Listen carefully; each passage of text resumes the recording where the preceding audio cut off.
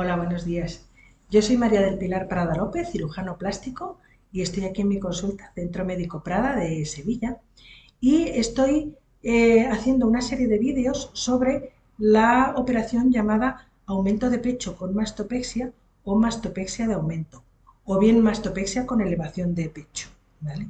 Entonces, bueno, pues el último que os publiqué fue un vídeo sobre las indicaciones de esta intervención. Entonces, ahora os voy a explicar un poquito cómo se organiza la intervención a efectos prácticos, si venís a haceros la intervención conmigo, ¿de acuerdo? Aquí en Sevilla. Entonces, bueno, pues la primera entrevista tiene lugar con vosotros, pues aquí en la consulta mía, que, bueno, para eso, pues si queréis una cita conmigo, eso se trata de llamar a los teléfonos, que luego os los diré, los teléfonos de la consulta. Entonces, bueno, pues mi secretaria, que se llama Gema, os cogerá una cita para que podáis venir a verme y entonces, bueno, pues yo evalúo vuestro caso, os diré que me tenéis que decir también un poco, en ese caso, pues lo que queréis conseguir, es decir, las expectativas que tenéis, el volumen de pecho que queréis conseguir, la forma, en fin, toda esa serie de cosas. Entonces yo os puedo explicar cuál es la técnica más apropiada para vosotros, que se puede conseguir, en fin, todas las cosas que necesitéis saber. Entonces, en el momento en que decidís que os queréis hacer la intervención, o bien sea durante esa visita o bien en una visita posterior, una vez que os habéis llevado la información, lo habéis evaluado todo en casa y os decidís que os queréis hacer la intervención, bueno, pues nos veríamos de nuevo aquí en la consulta en ese caso. Y entonces, bueno, pues se hace lo que se llama la historia clínica. En la historia clínica yo os voy a, bueno, volver a preguntar, aparte sobre el caso que nos ocupa, es decir, la situación de caída de pecho, si ha sido por embarazo, si ha sido por pérdida de peso, si ha sido ya desde el momento del desarrollo en la pubertad, que también se dan casos, si hay unas mamas tuberosas, si hay una asimetría mamaria, en fin, cualquiera de las causas que han podido producir que el pecho esté caído y que necesite un aumento y con una elevación.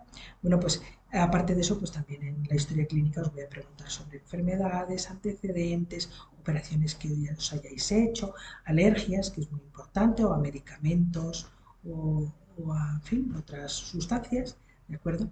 Y bueno, pues son información básica sobre vuestro estado de salud en general. ¿De acuerdo?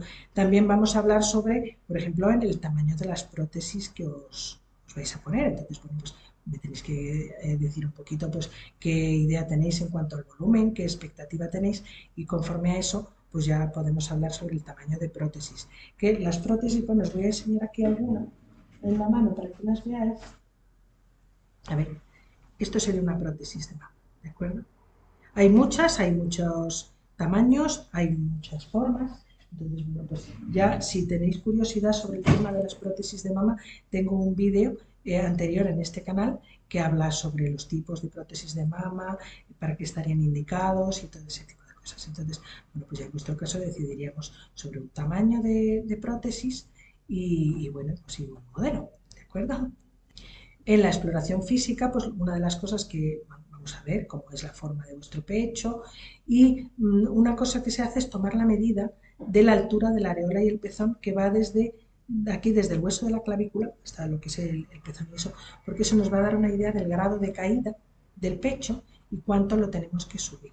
Entonces, bueno, pues porque claro, la areola y el pezón hay que colocarlos en el sitio que les corresponde, ya que siempre que hay una caída del pecho, casi siempre se da, vamos, digo casi siempre porque no hay casos muy variados, entonces puede darse el caso de que a lo mejor haya volumen en la parte inferior del pecho, pero sin embargo la areola esté bien posicionada, pero en la mayor parte de las ocasiones pues lo que suele haber es un descenso de areola y de pezón. Bueno, pues entonces eso me da a mí la información sobre qué técnica tengo que utilizar para colocar la areola y el pezón en su sitio y recoger el resto de la glándula para colocarla en su posición correcta.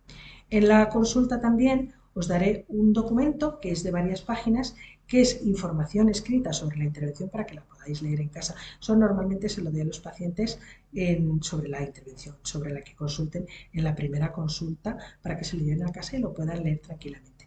En ese documento está mi teléfono para que cualquier duda me la puedan consultar, o bien por teléfono o bien por WhatsApp, ¿de acuerdo?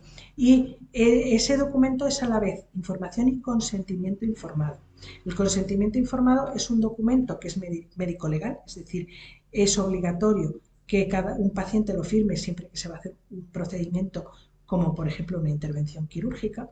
Entonces, bueno, pues se tiene que leer previamente, claro, porque lo que significa cuando uno firma un consentimiento informado como paciente es que se le ha dado la información necesaria y la que ha solicitado, es todo lo que ha preguntado, todas las dudas que ha tenido, se le han solucionado y que conociendo lo que conoce sobre esa intervención, conforme a esa información que se le ha dado, decide hacerse la intervención, es decir, autoriza al cirujano, en este caso la cirujana, para que le opere. ¿De acuerdo?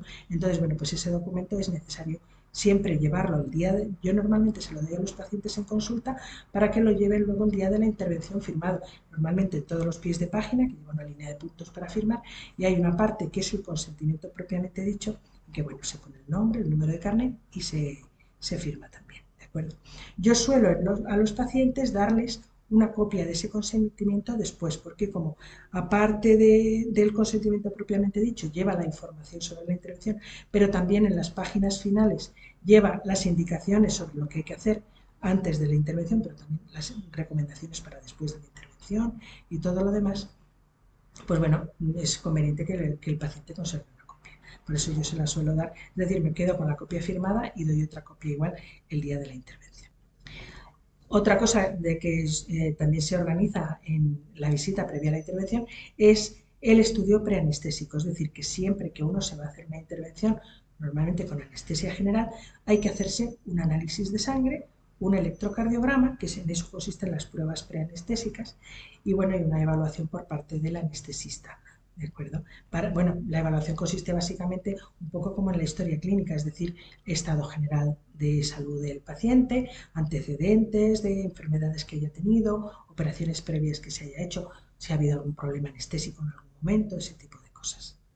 Y otra cosa que hay que hacer también en este caso, en el caso de esta intervención, antes de la operación, es comprarse un sujetador que sea pues más o menos del tamaño que se vaya a necesitar después, eso ya lo hablaremos en consulta, que ya os diré qué tamaño de sujetador, qué talla es la que vendría bien que os comprarais. Entonces, básicamente se trata de un sujetador, no hace falta que sea de ortopedia ni nada de eso, pero eso sí que sea abrochado y que no lleve aros.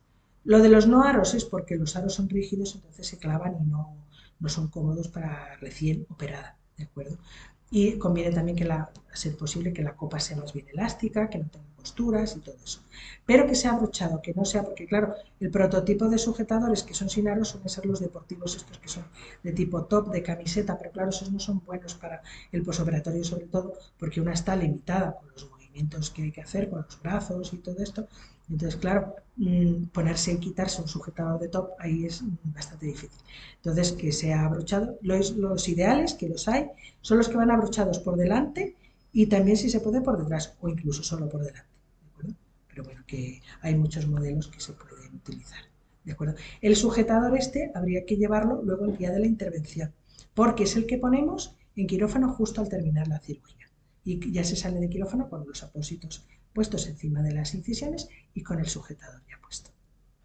Y yo suelo, en los casos en que ya vamos a concertar la intervención, bueno, pues yo doy un documento en que viene la fecha, la hora, el presupuesto por escrito y todo esto, y bueno, pues la forma de pago, que ya, ¿de acuerdo? Entonces ese documento también es algo que ya se rellena y se entrega en el momento de la visita, digamos, preoperatoria ya de cara a organizar la intervención. Yo las intervenciones las hago en el hospital en Sevilla, en el Hospital Infanta Luisa, que está en Triana, en la calle San Jacinto. Es una clínica muy grande que es del grupo Quirón, y la verdad que tiene que tiene todos los servicios y todo lo necesario para hacer con seguridad y con tranquilidad una cirugía. Y bueno, ya en principio creo que os ha dado una pincelada sobre cómo se organiza de forma previa una intervención de aumento de pecho con mastopexia. Si tenéis alguna duda extra, que queráis consultarme, si queréis que yo evalúe vuestro caso de forma personalizada, pues no tenéis más que llamar a los teléfonos 954 53 37 53, que es el teléfono de aquí de la consulta, o bien al 608 008 529, que es el teléfono móvil de mi secretaria Gema. En cualquiera de los dos teléfonos, Gema os va a coger la llamada, os va a dar la información que necesitéis y si queréis una cita conmigo, pues os va a dar en la fecha para la cita y nos podemos ver aquí en la consulta y poder daros la información, evaluar vuestro caso de forma personalizada. Si queréis poner en marcha la cirugía, lo podemos hacer.